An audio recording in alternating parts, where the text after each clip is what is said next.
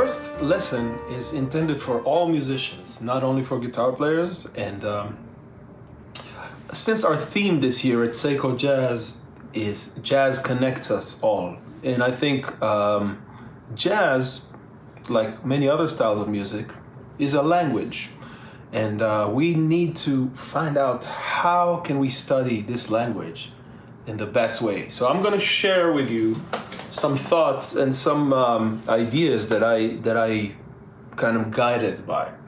So I have this little book of these golden rules that I made for me and for my students for learning music, for learning guitar, and I'd love to share them with you, and maybe one or two or three of them will resonate with you, and maybe you can earn something from them. So number one is, I don't know about you, but at least for me, I started to play music because I loved it and because I was having so much fun. And the older I get, the more I realize that this is the kind of relationship I want to maintain with music always. And it's very important to keep it and not let other things like ego and like sometimes negative energies from other people or from yourself or criticism ruin it. You know, it's keep making sure that you're having fun and that you're doing what you love. You know, make sure that element always exists. Second part, have a plan. As a teacher, I always see how many times students are entering the practice room without really having a plan, without really knowing what they want to do, what they're gonna do in the session. So have a plan, always have a plan. And it's good to have several different plans. It's good to have like a long-term plan, like where do you wanna go with your playing. It's very good to ask yourself, what are my weaknesses, what are my strengths, and how can I work on them, and make a plan. And then make a weekly plan, make a daily plan, keep working on the same things, and document your journey.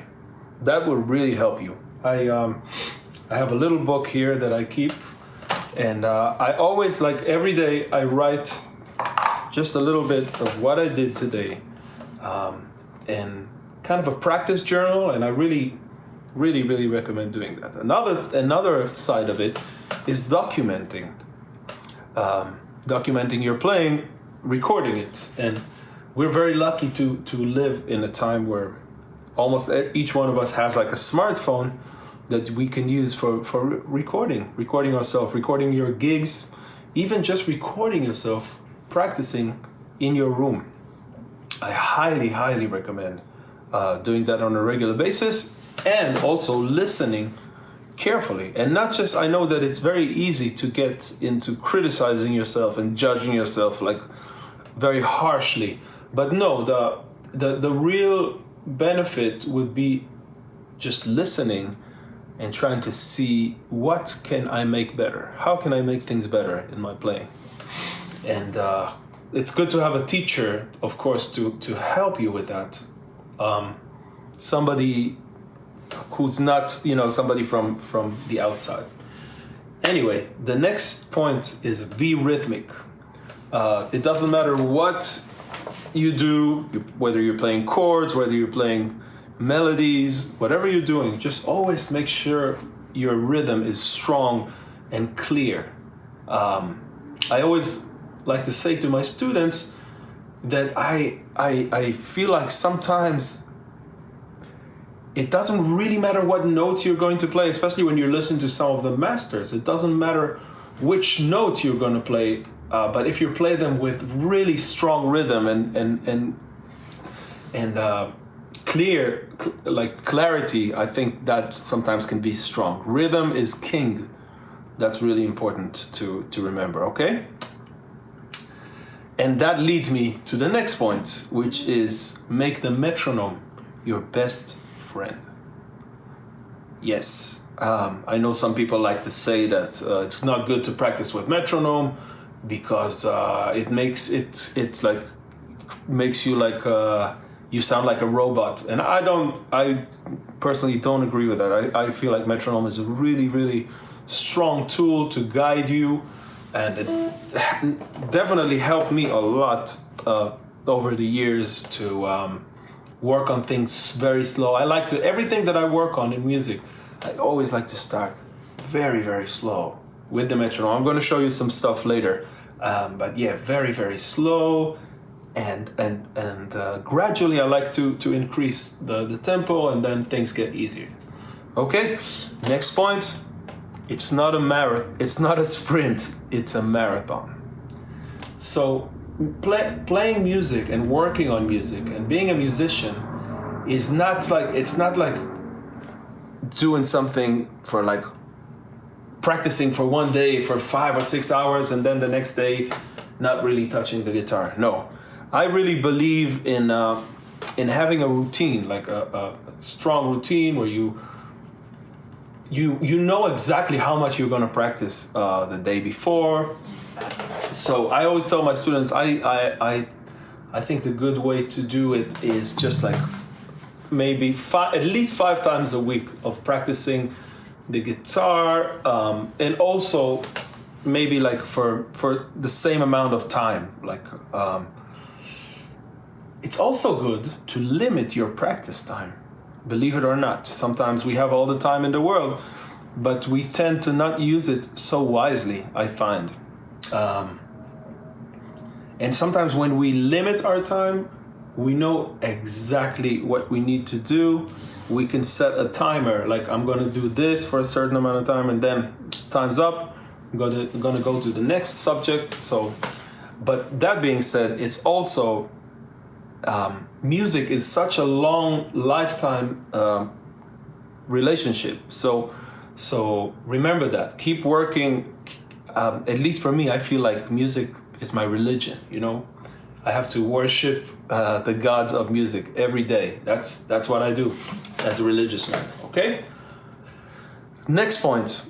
No matter what instrument you play, whether you're playing guitar or piano or voice or harmonica, always try to have the best sound you can at any given moment. Anything that comes out of your instrument, whether if you're playing just like a simple song, or if you're playing like, even if you're just practicing in your room, every note that comes out of your instrument should be very, very well thought of, and don't just play stuff that you don't mean.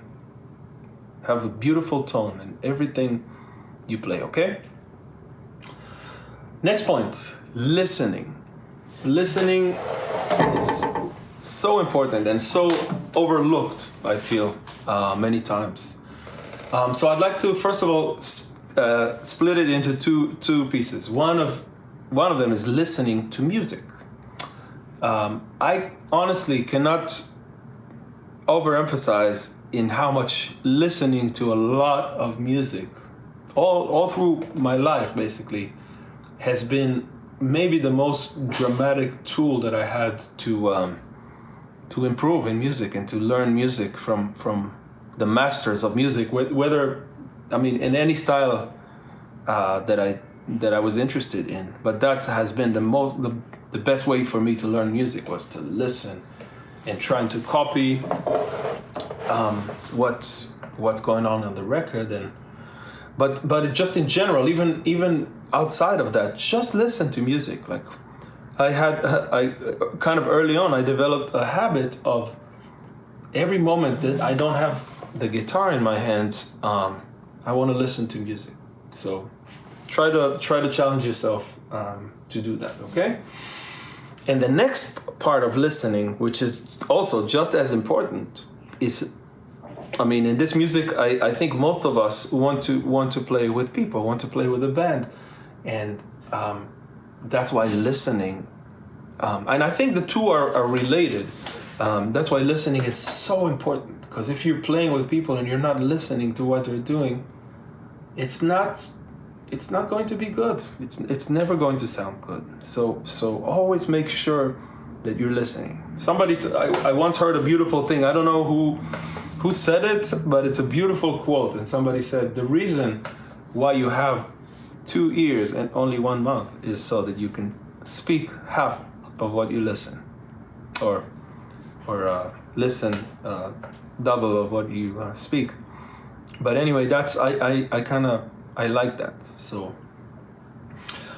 listen, keep listening always. Another point I already mentioned is record yourself and analyze. Very important. Okay. Next point, basics. A lot of us are and I'm sure a lot of you guys that are in the camp are high level players.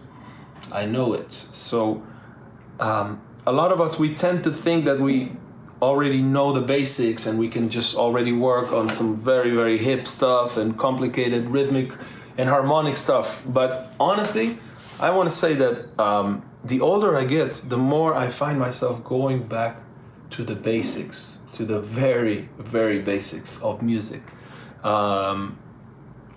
So I challenge yourself, and this is, again, it doesn't matter what instrument you're playing, but challenge yourself to do a check on how much you know the basics. How much can you play like an harmonics minor scale in B, starting from the 3rd degree? Like, just challenge yourself and like see what is lacking. Usually the things that are missing in your playing and in your music are exactly those things. So, okay? So basics.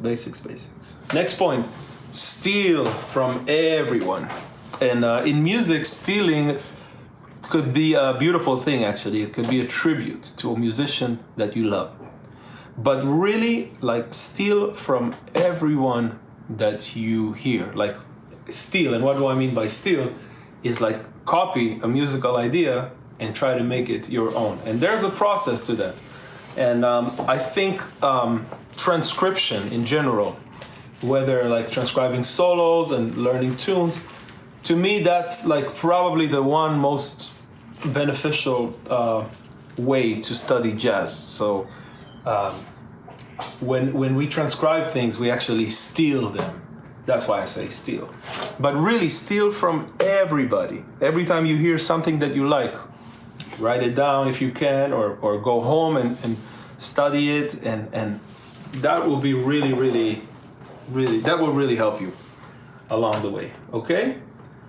Next point, which is very, very important, follow your heart.